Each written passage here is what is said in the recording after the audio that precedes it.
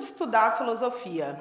Isso porque a filosofia me dá a possibilidade de revisitar o passado, saindo do processo hegemônico e imposto da história, né? Afinal de contas, a história de todos os povos, de todas as civilizações, foram contadas pelo mesmo indivíduo, que é o indivíduo rico, branco e europeu. Mas, através da filosofia, eu conheci uma cultura muito interessante, que é a cultura Akan. A cultura Akan, ela vem do leste africano e ela se mantém por vários mecanismos. O mecanismo mais forte dessa cultura é a representação gráfica, através dos adinkras. E, para falar de passado, eu tenho que contar para vocês a história de um adinkra, que é o Sankofa.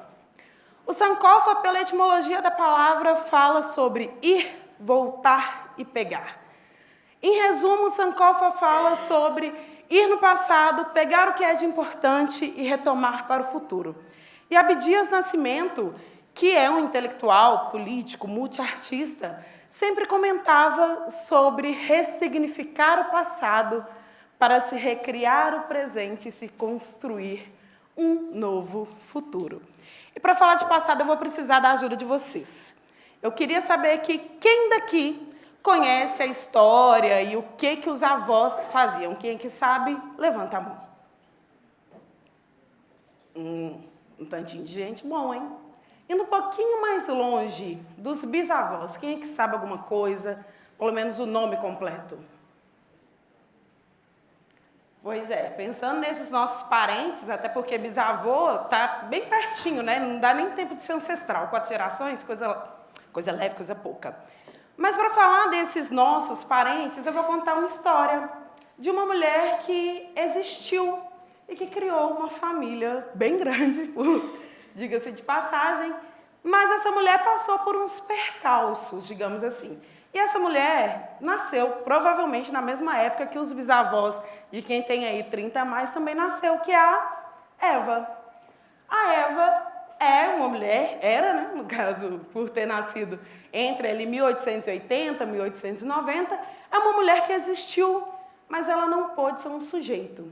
Isso porque a Eva era uma mulher preta, que, apesar de ter nascido na lei do ventre livre, não era livre.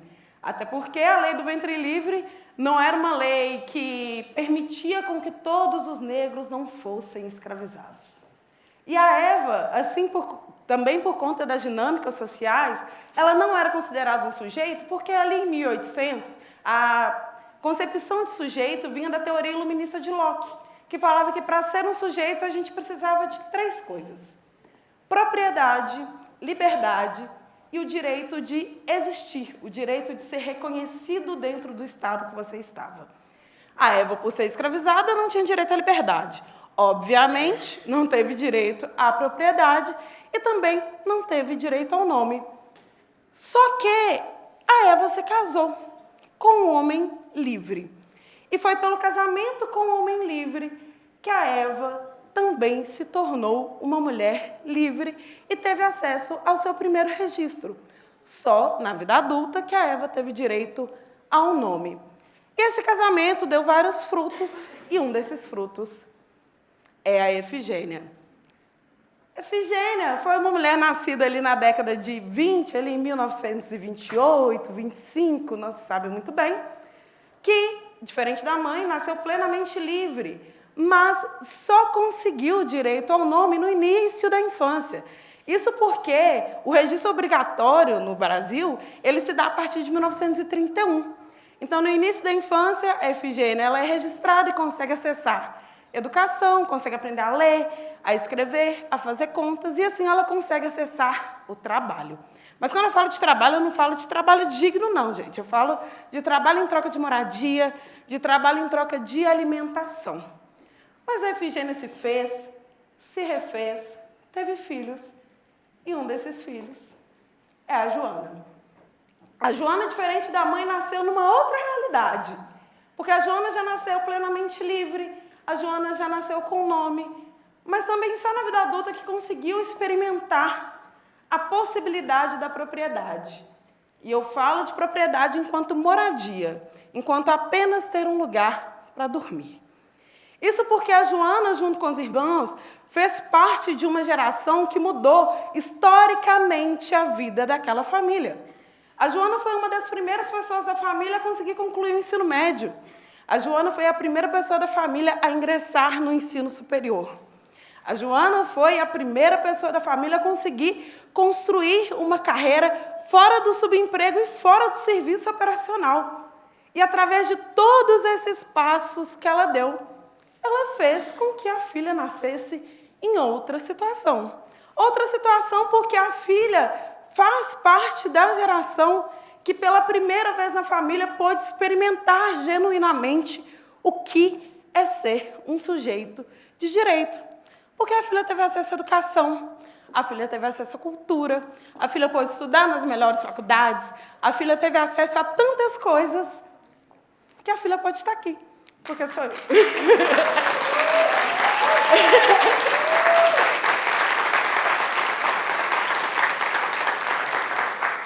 E eu queria muito contar essa história da minha família num lugar da superação, no lugar do indivíduo e da oportunidade única. Assim como Viola Davis fala enquanto oportunidade. Mas eu não consigo. Eu ainda não consigo, porque eu ainda me vejo nessas notícias. Essas notícias são as notícias que permeiam e que são latentes numa população que experimenta a partir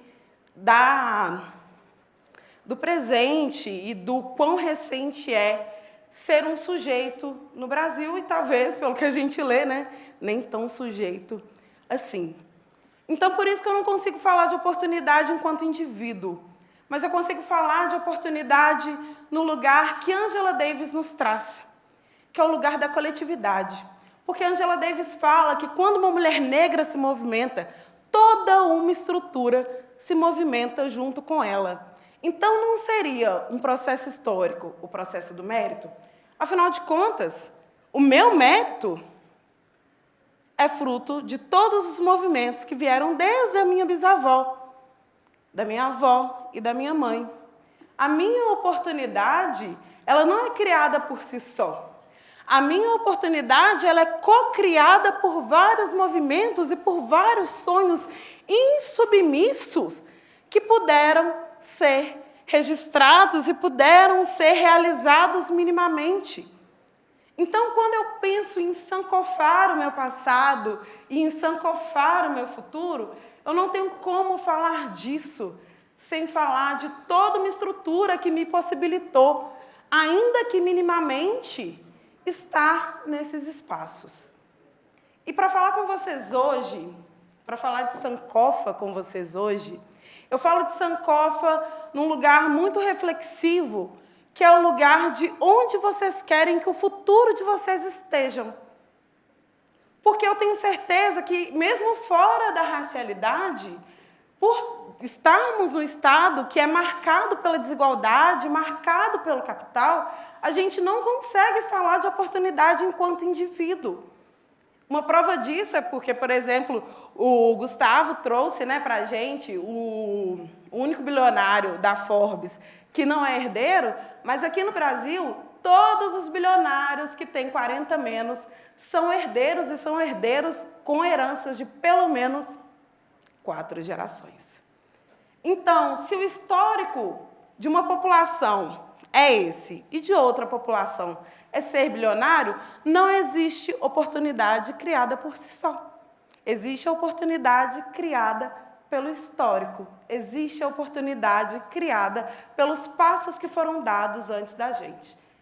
E hoje eu convido vocês a se pensarem enquanto passado, assim como os povos Krenak, do sul da Bahia e do norte de Minas, ensinam para a gente, né? Os povos Krenak falam que o futuro ele é ancestral. Então, eu peço que vocês se pensem enquanto ancestrais do futuro que vocês vão ser. E qual que vai ser o futuro que vocês vão criar? Qual vai ser o futuro que vocês vão possibilitar?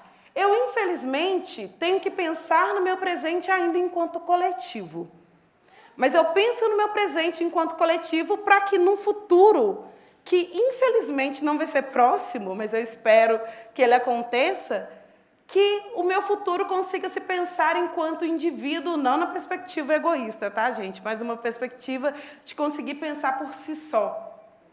E eu queria convidar vocês a se pensarem também quanto passado, qual vai ser o futuro que vocês vão criar.